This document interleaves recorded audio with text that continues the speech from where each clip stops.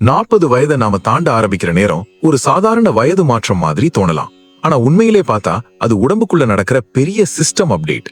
இதுவரைக்கும் மிக வேகமா வேலை செய்த நம்ம உடம்பு இப்ப கொஞ்சம் மெதுவாக ஆரம்பிக்குது. முக்கியமா குறைய ஆரம்பிக்கிற முதல் விஷயம் வளர்சிதை மாற்றம், மெட்டபாலிசம். இதுதான் நம்ம சாப்பிடுற உணவை குளுக்கோஸ், சக்தி, தசை வளர்ச்சி எல்லாத்துக்கும் மாற்றி பயன்படுத்துற உடம்பின் இன்ஜின் மாதிரி. 20-30 வயசுல இந்த இன்ஜின் ரொம்ப வேகமா வேலை செய்யும். நம்ம கொஞ்சம் கூட அதிகமா சாப்பிட்டாலும் உடம்பு அதை எரிசக்தியா மாற்றிவிடும். ஆனா 40க்கு பிறகு இந்த இன்ஜின் வேகம் மெதுவாக குறைய ஆரம்பிக்கும். அதே அளவு சாப்பிட்டாலும் உடம்பு அதை முழுசா எரிக்க முடியாது. அதனாலதான் திடீர்னு வயிறு சுற்றி கொழுப்பு கூட ஆரம்பிக்குது. சிலருக்கு எடை அதிகரிக்கும், சிலருக்கு சக்தி குறையும். இதுக்கு பிறகு நடக்கிற இன்னொரு பெரிய மாற்றம் ஹார்மோன் சமநிலையிலான மாற்றம். நம்ம உடம்புல உள்ள ஹார்மோன்கள் எல்லாம் ஒரு ஆர்கெஸ்ட்ரா மாதிரி. ஒவ்வொரு ஹார்மோனும் சரியான நேரத்துல வேலை செய்யணும். 40 வயசுக்கு பிறகு இந்த சமநிலை கொஞ்சம் குலைய ஆரம்பிக்குது. பெண்களுக்கு இது மெனோபாஸ் காலத்துக்கான தயாரிப்பாக இருக்கும். ஈஸ்ட்ரஜன் மாதிரி முக்கிய ஹார்மோன்கள் மெதுவாக குறைய ஆரம்பிக்கும். அதனால் திடீர் வெப்பம், மனநிலை மாற்றம், தூக்க பிரச்சனை, எலும்பு பலவீனம் போன்ற விஷயங்கள் வர வாய்ப்பு அதிகரிக்கும். ஆண்களுக்கும் மாற்றம் இல்லைன்னு நினைக்க கூடாது. ஆண்களிடம் டெஸ்டாஸ்டரான் என்ற ஹார்மோன் மெதுவாக குறைய ஆரம்பிக்கும். இதுதான் தசை பலம், ஆற்றல், உற்சாகம், மன உறுதி எல்லாத்தையும் கட்டுப்படுத்தும் ஹார்மோன். இது குறைய ஆரம்பிச்சா உடம்பு சீக்கிரம் சோர்வடையும், தசை குறையும், கொழுப்பு அதிகரிக்கும். சில நேரங்களில் மனச்சோர்வு கூட வரலாம். இதுக்கு பிறகு இன்னொரு அமைதியான மாற்றம் நடக்குது. தசை மசில் மாஸ் குறைவு. நாம வயசாகும் போது உடம்பு தசைகளை பராமரிக்கிற திறன் குறையும். இதை மருத்துவத்துல சார்கோபீனியான்னு சொல்வாங்க. தசை குறைய ஆரம்பிச்சா உடம்பு பலவீனமா தோணும், சின்ன வேலை செய்தாலும் சோர்வு வரும். மேலும் எலும்பு அடர்த்தியும் மெதுவாக குறைய ஆரம்பிக்கும். அதனாலதான் 40க்கு பிறகு பலருக்கு முழங்கால் வலி, முதுகு வலி, மூட்டு பிரச்சனைகள் ஆரம்பிக்குது. இந்த எல்லா மாற்றங்களும் ஒரே நாள்ல வராது. மெதுவா நமக்கு தெரியாம வருடங்கள் கடந்து கொண்டு வரும். அதனாலதான் பலர் சொல்வாங்க, நேத்து வரை எல்லாம் சரியா இருந்தது, இப்போ திடீர்னு உடம்பு மாறிட்டேன். உண்மையிலேயே அது திடீர் மாற்றம் கிடையாது. அது பல வருடங்களாக நடந்து கொண்டிருந்த ஒரு அமைதியான மாற்றத்தின் விளைவு. அதனால இந்த வயசுல உங்க உடம்பு கேட்கறது சுவையான சாப்பாடு அல்ல, சரியான எரிபொருள்.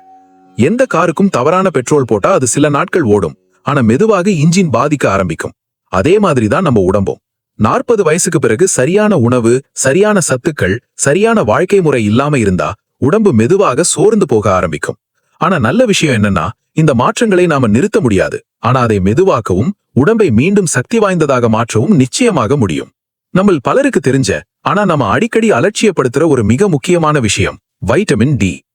40 வயசை தாண்டும் நேரத்திலிருந்து நம்ம உடம்பில் எலும்பு அடர்த்தி, போன் டென்சிட்டி மெதுவா குறைய ஆரம்பிக்கும். இது இயற்கையான மாற்றம். ஆனா இந்த மாற்றம் வேகமா நடந்தாதான் பிரச்சனை. அதுதான் ஆஸ்டியோபோரோசிஸ்.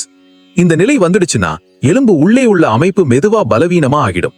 வெளியில நமக்கு அது தெரியாது. ஆனா ஒரு நாள் சின்னதா வழுக்கி விழுந்தாலே அல்லது படிக்கட்டில் தவறி கால் தடுமாறினாலே எலும்பு உடைஞ்சு போக அபாயம் அதிகம். அதனாலதான் டாக்டர்கள் சொல்வாங்க, 40க்கு பிறகு எலும்பை காப்பது மிகவும் முக்கியம்னு. இங்க ஒரு பெரிய தவற பலர் பண்றாங்க. எலும்பு பலம் குறையுது என்றாலே உடனே கால்சியம் மாத்திரைகள் வாங்க ஆரம்பிச்சிடுவாங்க. சிலர் தினமும் லிட்டருக்கு லிட்டர் பால் குடிப்பாங்க. ஆனா ஒரு முக்கியமான உண்மை என்னன்னா, உங்க உடம்புல வைட்டமின் டி இல்லன்னா அந்த கால்சியம் எலும்புக்குள்ள போவே போகாது. இத சுலபமா புரிஞ்சுக்க ஒரு உதாரணம் பாருங்க. உங்க வீட்டு கதவுக்கு வெளியே நிறைய சாமான்கள் இருக்கிறதுன்னு நினைச்சுக்கோங்க. ஆனா கதவு பூட்டப்பட்டிருக்கு. அந்த கதவை திறக்க யாராவது ஒரு கீ தேவையில்லையா? அதே மாதிரிதான் கால்சியம் வெளியில காத்திருக்கிற சாமான். வைட்டமின் டி தான் அந்த கதவை திறக்கிற கீ. வைட்டமின் டி இல்லன்னா கால்சியம் எலும்புக்குள்ள செல்ல முடியாது.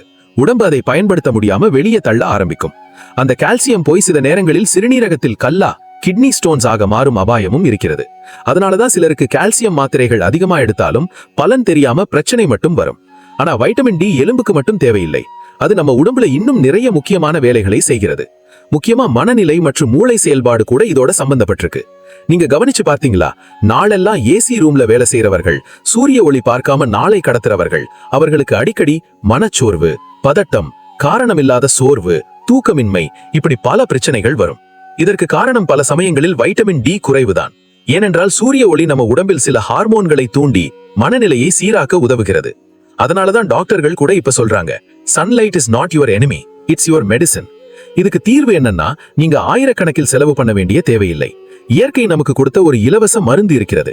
தினமும் காலையில 20 நிமிடம் இளம் சூரிய ஒளியில் நிற்க ஆரம்பிங்க. காலை 7 மணி முதல் 9 மணி வரை வரும் சூரிய ஒளிதான் இதற்கு சிறந்தது. அந்த நேரத்துல சூரிய ஒளி தோலுக்கு மேல் படும்போது நம்ம உடம்பு தானாகவே வைட்டமின் டி உருவாக்க ஆரம்பிக்கும்.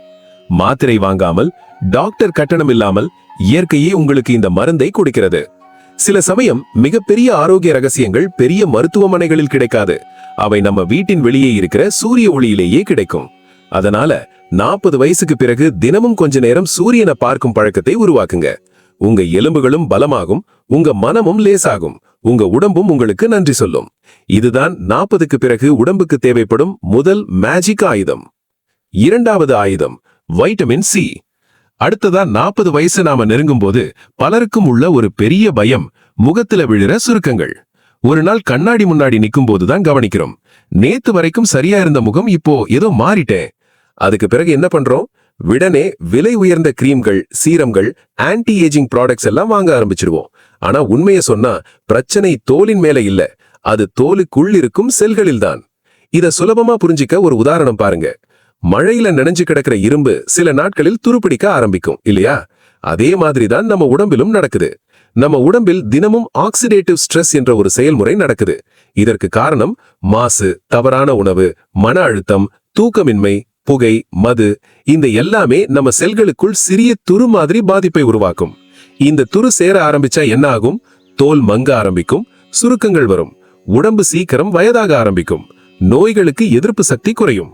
இந்த எல்லா துருக்களையும் சுத்தம் பண்ணி செல்களை மீண்டும் புத்துணர்ச்சியாக்குற ஒரு மிகப்பெரிய துப்புரவு தொழிலாளிதான் வைட்டமின் சி. வைட்டமின் சி ஒரு சக்தி வாய்ந்த ஆன்டி ஆக்சிடென்ட். அதாவது உடம்பில் உருவாகும் அந்த ஆபத்தான ஃப்ரீ ரேடிக்கல்ஸை பிடிச்சு அழிக்கிற காவலன் மாதிரி. இதன் முக்கியமான வேலை என்னன்னா, நம்ம தோலின் இளமையை பாதுகாக்கிற கொலாஜன் என்ற புரதத்தின் உற்பத்தியை அதிகரிக்குது. கொலாஜன் தான் நம்ம தோலை இறுக்கமாக, மென்மையாக, பளபளப்பாக வைத்திருக்கிறது. ஆனா வயசு அதிகரிக்கும் போது இந்த கொலாஜன் உற்பத்தி குறைய ஆரம்பிக்கும். அதனாலதான் தோல் தளர்ந்து சுருக்கங்கள் வர ஆரம்பிக்கும். அந்த நேரத்துல வைட்டமின் சி உடம்பில் சரியாக இருந்தா கொலாஜன் உற்பத்தி மீண்டும் தூண்டப்பட்டு தோல் ஆரோக்கியமாகவும் இளமையாகவும் இருக்கும். இதுக்கு மேல இன்னொரு முக்கியமான விஷயமும் இருக்கு. வைட்டமின் சி இதய ஆரோக்கியத்துக்கும் மிகவும் முக்கியம். இது நம்ம உடம்பில் உள்ள இரத்த நாளங்களை பாதுகாக்கிறது. இரத்த நாளங்கள் சுத்தமாகவும் நெகிழ்வாகவும் இருந்தாதான் இரத்த அழுத்தம் கட்டுப்பாட்டில் இருக்கும், இதய நோய் அபாயம் குறையும், இரத்த ஓட்டம் சீராக இருக்கும். அதனாலதான் சில டாக்டர்கள் சொல்வாங்க, vitamin C is not just for skin, it protects your heart too. இப்போ கேள்வி என்னன்னா, இதற்காக நாம விலை உயர்ந்த சப்ளிமெண்ட்ஸ் வாங்கணுமா? அவசியமே இல்ல. இயற்கை நமக்கு கொடுத்திருக்கும் ஒரு சக்தி வாய்ந்த மருந்து இருக்கிறது, நெல்லிக்காய். நெல்லிக்காய் ஒரு சாதாரண பழம் மாதிரி தோன்றலாம், ஆனா அதுக்குள்ள இருக்கும் வைட்டமின் சி அளவு ரொம்ப அதிகம். பல ஆராய்ச்சிகளிலும் கூட நெல்லிக்காயை நேச்சுரல் ஆன்டி ஏஜிங் சூப்பர் ஃபுட்னு சொல்லுவாங்க. தினமும் ஒரு நெல்லிக்காய் சாப்பிட்டாலோ அல்லது ஒரு எலுமிச்சை சாறு குடித்தாலோ உங்க உடம்பு தினசரி தேவையான வைட்டமின் சியை பெற ஆரம்பிக்கும். இதனால் தோல் ஆரோக்கியமாகும், நோய் எதிர்ப்பு சக்தி அதிகரிக்கும், இதயம் பாதுகாக்கப்படும், உடம்பு உள்ளிருந்து புத்துணர்ச்சி பெறும். சில சமயம் பெரிய மருந்துகள் எல்லாம் நமக்கு தேவைப்படாது. இயற்கை கொடுத்த சிறிய உணவுகளே பெரிய மருந்தாக இருக்கும். அதனால 40 வயசுக்கு பிறகு தினசரி உணவில் நெல்லிக்காய் அல்லது எலுமிச்சையை சேர்க்கும் பழக்கத்தை உருவாக்குங்க. உங்க தோல் மட்டுமில்ல, உங்க உடம்பே உள்ளிருந்து இளமையாக இருக்க ஆரம்பிக்கும். இதுதான் 40க்கு பிறகு உடம்பை பாதுகாக்கும் இரண்டாவது மேஜிக் ஆயுதம். மூன்றாவது ஆயுதம் வைட்டமின் B12. மூணாவதா நாம பேச போற விஷயம் இதுதான் ரொம்ப முக்கியமானது. பலர் இத வயசானதின் அறிகுறின்னு நினைச்சு விட்டு விடுறாங்க. கைகால் மரத்து போறது, உள்ளங்காலில் எரிச்சல், ஏதோ ஊசி வச்சு குத்துற மாதிரி உணர்வு, சின்ன விஷயங்களையும் சீக்கிரம் மறந்து போறது, இது எல்லாம் வயசாகுதுனாலதான்னு பலர் நினைச்சு கவனிக்கவே மாட்டாங்க. ஆனா உண்மைய சொன்னா பல சமயங்களில் இதற்கு காரணம் வயசு இல்ல, வைட்டமின் B12 குறைபாடு. நம்ம உடம்பில் உள்ள நரம்பு மண்டலம், நர்வஸ் சிஸ்டம் ரொம்ப நுணுக்கமான ஒரு அமைப்பு. மூளை இருந்து உடம்பின் ஒவ்வொரு பகுதிக்கும் தகவல் அனுப்புற வயர்கள் மாதிரிதான் நரம்புகள். இந்த நரம்புகளை பாதுகாக்க ஒரு சிறப்பு பாதுகாப்பு உறை இருக்கு. அதுக்கு பெயர் மெய்லின். இந்த மெய்லின் உறைதான் நரம்புகளை பாதுகாக்கும், சிக்னல் வேகமா செல்ல உதவும், மூளை அனுப்பும் தகவலை உடம்புக்கு சரியாக கொண்டு செல்லும். இத ஒரு எலக்ட்ரிக் வயரின் பிளாஸ்டிக் கவர் மாதிரி நினைச்சுக்கோங்க. அந்த கவர் சேதமடைஞ்சா என்ன ஆகும்? மின்சாரம் சரியா போகாது, சில சமயம் ஷார்ட் சர்க்கியூட் கூட ஆகும். அதே மாதிரிதான் நம்ம உடம்புலயும் நடக்குது. உடம்பில் வைட்டமின் B12 குறைய ஆரம்பிச்சா இந்த மெய்லின் உறை மெதுவா சேதமடையும். அப்போ என்ன நடக்கும்? மூளை அனுப்புற சிக்னல்கள் சரியாக உடம்புக்கு போகாது. கைகால்களில் சுளுக்கு, மரத்த உணர்வு வரும், எரிச்சல் அல்லது ஊசி குத்துற மாதிரி உணர்வு வரும், கவனம் குறையும், நினைவாற்றல் பாதிக்கப்படும். சிலருக்கு அதிகமாக இருந்தால் மனச்சோர்வு, கவலை, சோர்வு கூட வர வாய்ப்பிருக்கிறது. மேலும் ஒரு முக்கியமான விஷயம், 40 வயசுக்கு பிறகு நம்ம வயிறு B12 உறிஞ்சும் திறன் மெதுவா குறைய ஆரம்பிக்கும். அதாவது நாம் சாப்பிடுற உணவில் B12 இருந்தாலும் கூட உடம்பு அதை முழுமையாக எடுத்துக்கொள்ள முடியாமல் போகலாம். அதனாலதான் இந்த வயதில் B12 குறைபாடு அதிகமாக காணப்படுகிறது. இதற்கு தீர்வு என்ன? முக்கியமா சைவம் சாப்பிடுறவர்கள் கொஞ்சம் கவனமாக இருக்கணும்.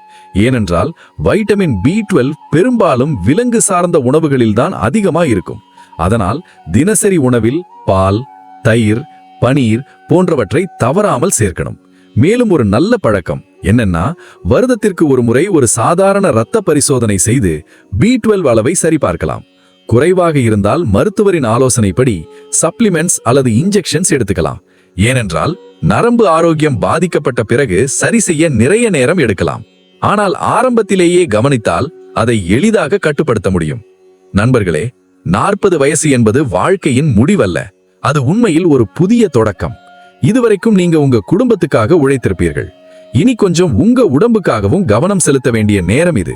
உங்க உடம்புக்கு தேவையான இந்த 3 முக்கிய ஊட்டச்சத்துக்கள், vitamin D, vitamin C, vitamin B12, இவற்றை சரியான அளவில் கொடுத்தீங்கன்னா 60 வயசுலயும் நீங்க சோர்வான மனிதராக இல்ல, ஒரு எனர்ஜி பாம் மாதிரி இருப்பீங்க.